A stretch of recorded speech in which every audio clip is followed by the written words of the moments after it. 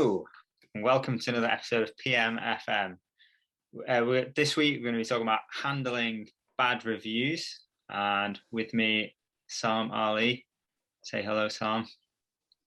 Hello, JP, and hello, audience. How are you?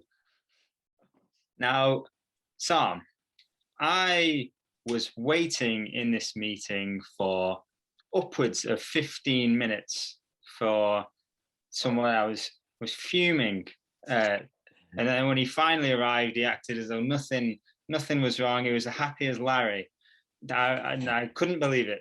I stayed and I got my service, but after that, I was fuming. So there you go. You have just received a bad review, Saam. And how would you like to respond to that bad review? How does it make you feel? Yeah, well, firstly, I apologize, JP, for hurting your feelings. But in a business sense, because this is actually very, very important topic to discuss, I wouldn't be feeling too good. But negative reviews are something that we have to deal with.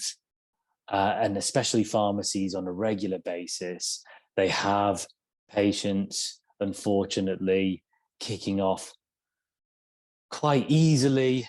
But we are, as Brits love to complain, don't we? So it's much easier for a patient to leave a bad review than it is to leave a good review.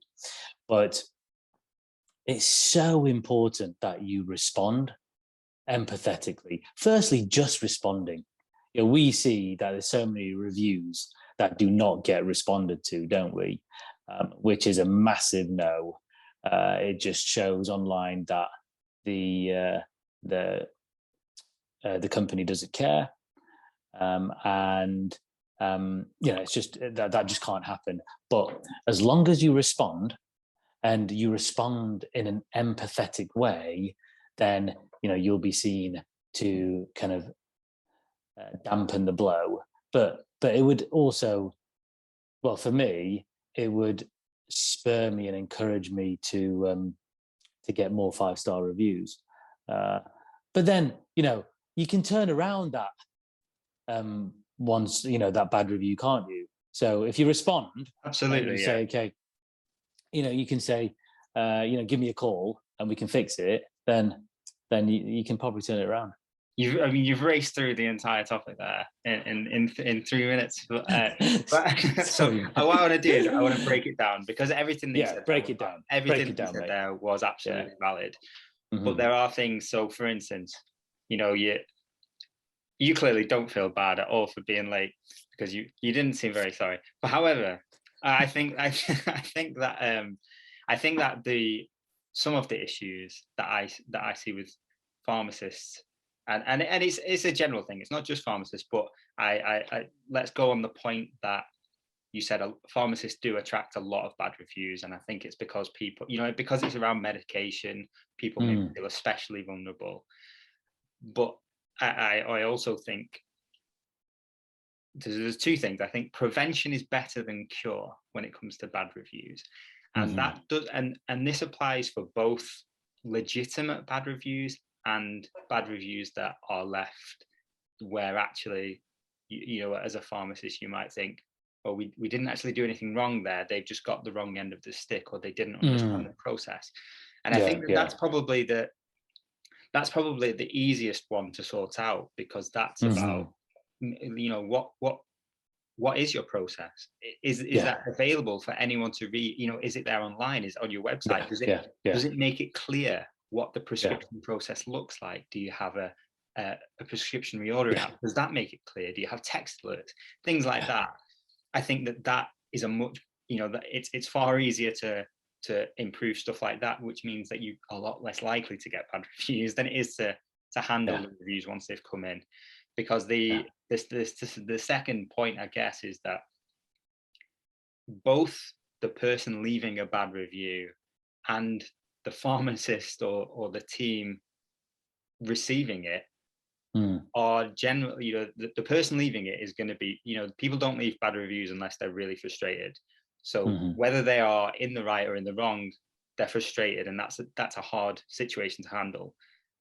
If you've just received a bad review and you feel maybe like you didn't do anything wrong, or you maybe take offense at that, especially because when these people leave bad reviews, sometimes it can get a little personal. It'd be like, oh, this scruffy looking pharmacist, I could be talking about you actually got a lovely green beard, but they thought, oh, do you know what, I'll make him feel bad because he annoyed me. They'll leave things like that, and that doesn't leave perhaps people in a good frame of mind to deal with that review. I agree. What's your take on that? How would you feel, I guess, if someone's left a bad review about you as a pharmacist that you feel like you didn't deserve? I think pharmacists have got it quite tough because of the pressure that they're under in the pharmacy.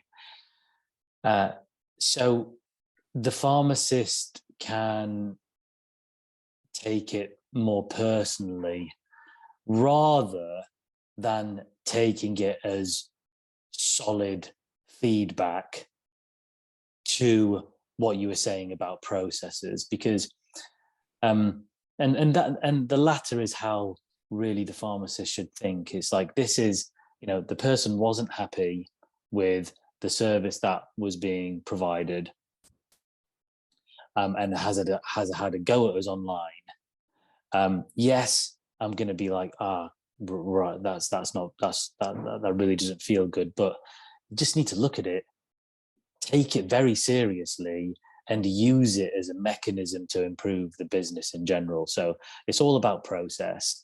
If you've got a review saying, I waited 20 minutes or 30 minutes for my prescription, it's got to do something about that. Nobody wants to wait that long anymore. But then it does come to the point where, like, let's say you're offering a new service and it booms and you're growing and you have growing pains along with it. That inevitably the service level is gonna drop, but it's just how you handle that as in a response way. Yes, make sure you respond empathetically, but use it as a tool to look at the processes that you're employing and improve them. Yeah, absolutely. So there's 3 things that I want to cover off and make sure that we address on this video, because it's questions that we get all the time at Pharmacy Mentor. People asking, like, how do I handle these reviews? The first one, and it's literally the first thing anyone ever says, is, can we just get rid of it? Can we delete the review? Yeah. And on Google especially, the answer is no. You can't. No. Yeah. I guess that, it protects the integrity of the review system. If you could delete bad reviews, then no company anywhere would. You can flag it as inappropriate if you think it's inappropriate, but in 99% of the cases it'll stay. Yeah, it's very rare, unless they're being offensive. I think it is the only thing. You can't even say, oh, this wasn't the case, this didn't happen in our pharmacy. You have to.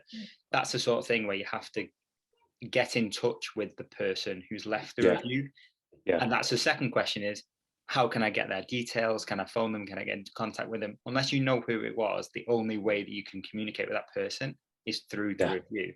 So you have to do it publicly, which is what a lot of companies try and do, these sort of things on Twitter, so they can deal with it in private messages. And that is another situation. You could, if you have your business on Facebook, if you have a Facebook page, you can maybe take some of these things in privately.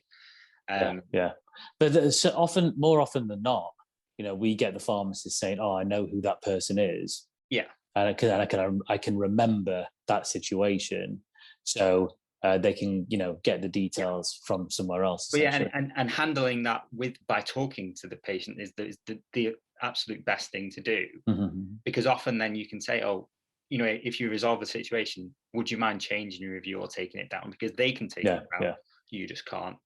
If they don't, I don't want to be quoted on this, but I believe it's 2 years. If reviews can be taken down after 2 years, I think that's the waiting period of Google. They're not there forever, but they sort of are there for a number of times. If the worst case scenario happens, and it's someone who's disgruntled, doesn't want to take their bad review down, and you can't side with them. And the best solution there, as you alluded to earlier on, was to get more good reviews in, because obviously it shows the overall sort of average of your reviews.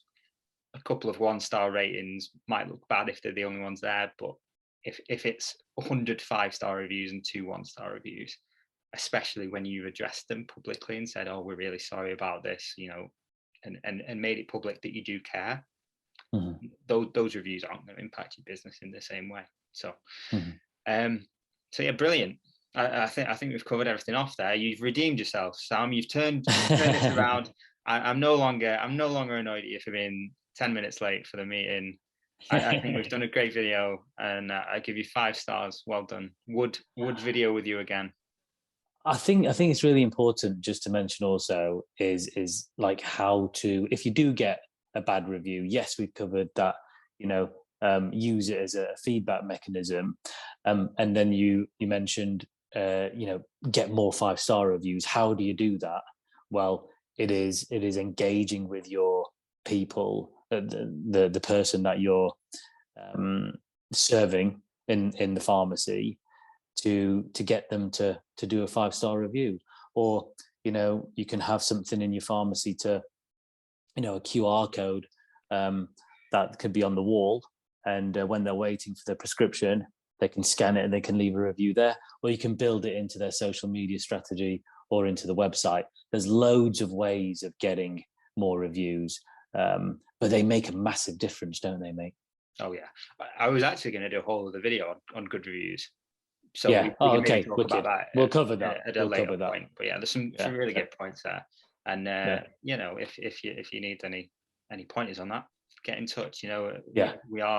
We are available and alive more than just these 10 minutes of videos. So always able to be contacted. Well, guys, thanks very much for joining us for another episode. Don't forget to like and subscribe and all that jazz. Comment, especially if you watch it on LinkedIn. Sam disappeared there on his video, but you can at least say goodbye, Sam. Hopefully. Oh, he's gone. He's out of there. But yeah, I'm sure he would have said goodbye if he could have done. Thanks for joining us for another episode, and we'll see you next time.